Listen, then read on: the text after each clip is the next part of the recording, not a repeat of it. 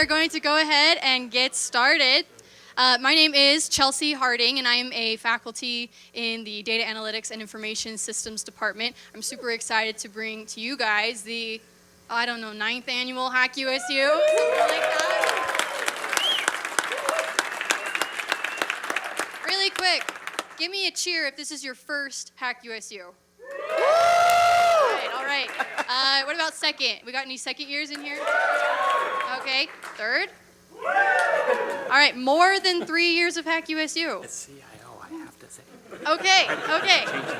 I'm alone up here. This is my 6th year, right? Okay, no, well, yes, we can. We are super excited to be here again. I'm going to say a quick thank you to all of our sponsors, so sit tight for just a second because there's quite a few of them. First of all, the Center for Anticipatory Intelligence. We've also got L3 Harris, Red Bull, Coke, Snowflake, Lightning Kite, NICE, Space Dynamics Lab, College of Science, the College of Engineering, both of those from Utah State. We've got Focus Support, ASI, Hill Air Force Base Swag Team, the Huntsman Pro Sales Team here at the Huntsman School of Business. We have NSA, Bundo, and a special thank you to our Data Analytics and Information Systems Department, as well as the Huntsman School of Business. Can I get a huge round of applause for our sponsors?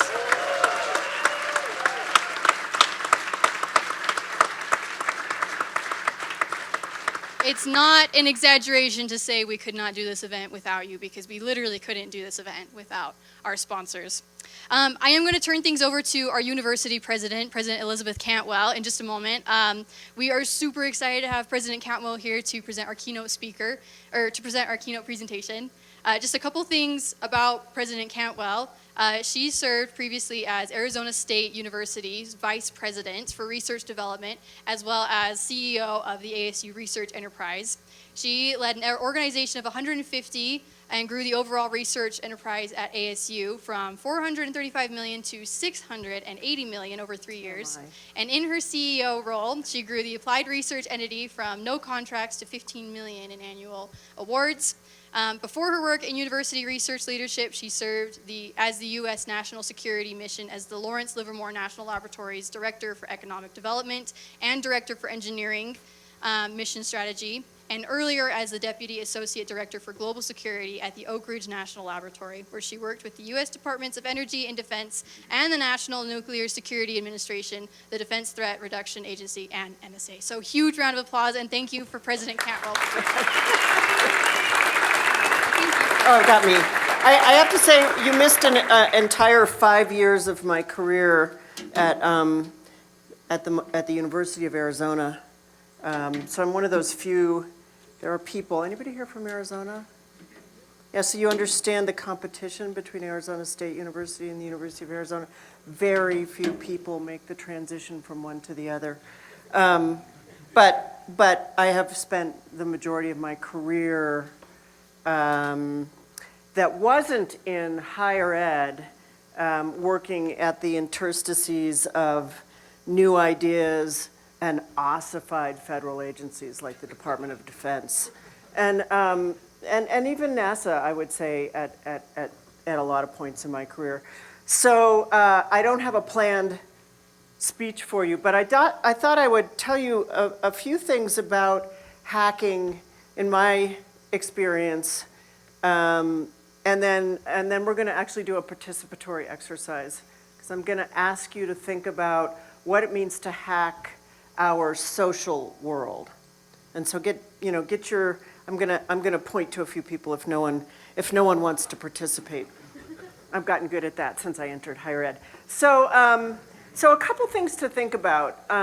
First of all, people like Eric who work in IT think about hacking as a detriment to good functioning.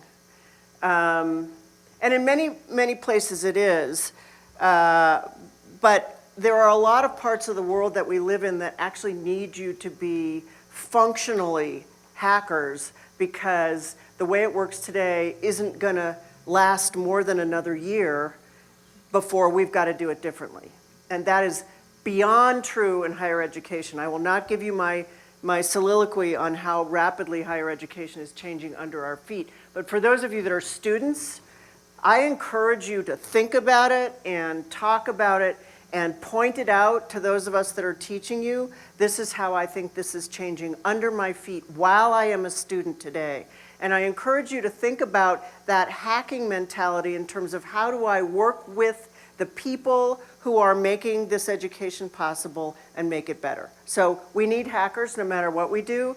When I started, and I never was actually a hacker, I'm a little bit too old for that, but I've sponsored millions of dollars of hacking programs, some of them in very, very large defense-related programs. And in every case, there are three things that are required. One is that you actually, whether you operate independently or not, in other words, whether you sort of think things through on your own or not, you must be able to communicate really quickly how that is achievable and how it can be conceived by others. Because you cannot just have this brilliant idea or think about the way things should be done differently and poof, it happens. So in essence, that means you have to be able to be a member of a team. You don't have to be an extrovert. You can be an introvert, but you have to be a member of a team, and you have to be able to figure out how to do things with people whom you've never worked with before. Because inevitably, if you're actually hacking at the level of something functional that has to be done, that is going to be not some new idea you go try and get funding for, but it's a desperate need we have, and again, I will describe a social need that I would love us to talk about, then you have to be able to communicate. So you have to be a communicator, and you can't be afraid of someone telling you that you didn't do it right. And we have so many social skills that we learn, in the sort of K through 12 region of our lives, at least in the US, that do not allow you to have a lot of experiences of not doing something right without feeling some sense of shame. So calibrate your own sense of shame and sort of walk it away, because it will not help you if you need to work in a team to get something really important done relatively quickly and to at least the 80% probability level of getting something right. So the first time I ever led a team in what I consider sort of really an innovation challenge style hackathon, I brought 25 directors of military bases together. And I was really just trying to convince them that they needed my students more than they needed anything else, any other kind of employee, any kind of money. They needed the students because they were going to think differently about the work that they did. And they were super, super skeptical. And we spent probably 12 weeks doing an innovation challenge around what you could do with drones. This was a long time ago. What you could do with drones that they had never thought about and never tried. And to a person at the end of 12 weeks, and we didn't build, so this was teams of maybe 5 people with some stuff to build.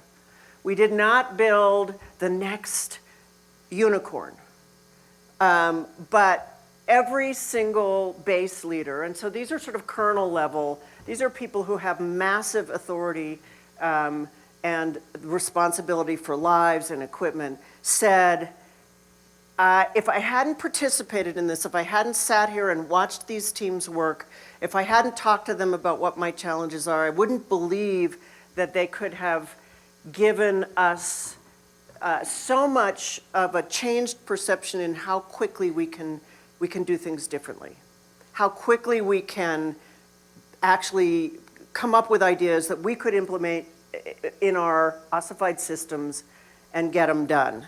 And we went on, I think, for 3 or 4 of those base commanders to build, basically enduring programs associated with bringing people to the table who weren't ruined by a lifetime of working for the Department of Defense. And I am not, I sound terrible. I'm really not a naysayer, but who had permission to just think differently, and a little bit of hardware and a little bit of software to demonstrate how it's done, not that the end result was the thing. So if anything I'm saying now penetrates, it should be that it is as much the process of hacking mentality as it is what you're trying to do that will deliver amazing outcomes. Give in to the process of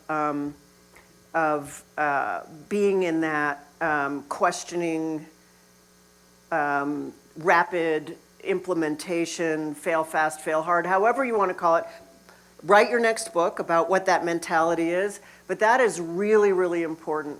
And for those of you that have kids, it's really, really important to train and give your children that capacity, because in 20 years, they are desperately going to need that. That is sort of a basis function for how we will be not just surviving, but thriving as a society, is when people have that sort of self-regulation associated with allowing to think differently, allowing to experiment, not driven by shame of maybe not quite doing it the way other people do.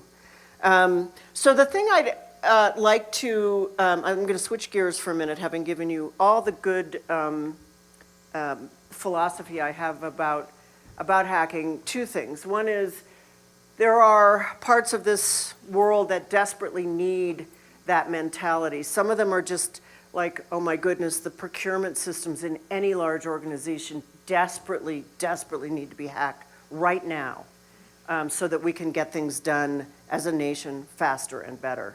But there are also social systems and social challenges like homelessness. And so I'd love to engage, for those of you that are willing to, in a really kind of rapid fire thought process around how would we, if we were going to put a program together to hack homelessness, an intractable social problem, what would we do? How would we do it? How would we frame the problem, first of all? Any thoughts on how you would frame the problem about homelessness? In a hackable form, yes.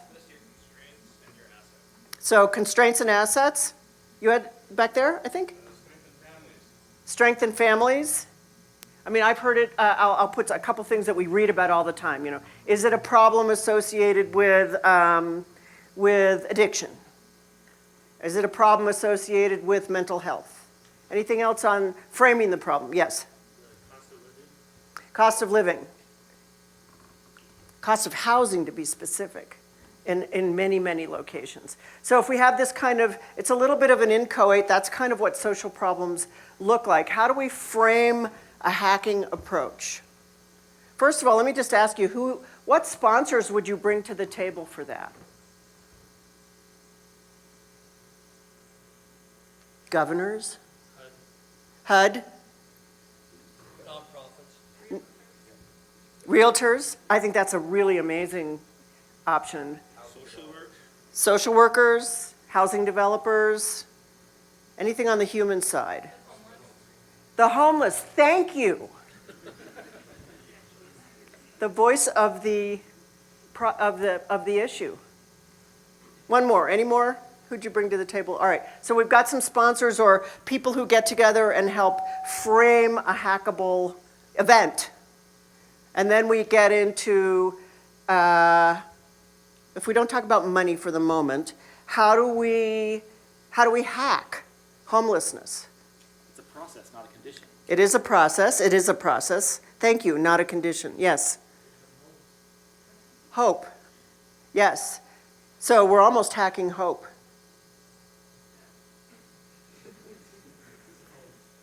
And a home. Well, that's not a hack. That's just that's a thing. How do we provide a home or a physical location, a reliable physical location for everybody? Give them like strength. Yes. Yes. With a lot of computer hacking, there's a lot of social hacking as well, social engineering with that, and so just trying to reframe the problem so that it's Yes, reframe the problem. Huge deal when thinking about something like homelessness. Yes, white sweater. I do think there's a lot of data out there. I don't think it's been, if you'll, sort of aggregated and machine chomped in a way that reframes re-articulates the problem. So what can we actually do? If we're hackers, what can we do? Yes, your hand up.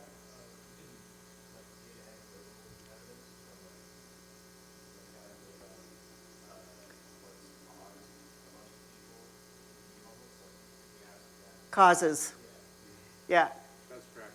Best practices, places and locations where even on a small scale something has worked. Global solutions, we don't own the problem, yes. Also examine pre-existing failures, what went wrong before. There are so many on the homelessness front. One more on sort of framework here. Probably contact like food banks and churches to see what their needs are or what is being addressed and what is effective. So, final thing, here we are in Utah, Salt Lake City.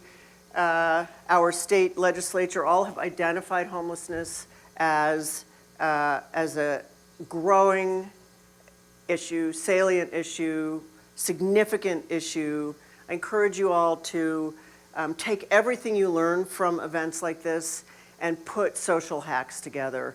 There are desperately needed solution spaces like homelessness that could benefit from the way that you learn to frame the problem, the problems you learn, all of the, whether it's a technical space or not, can benefit from this framework and get to work, because we really need this approach to fail hard, fail fast, don't shame-base your discussions, build teams, learn how to do that, and move fast. It is the world we're in, and we need all of you to do that. So I'm encouraging you to take what you do here, be fantastic, but apply it to all of the social problems that we have as well. Thanks, everyone.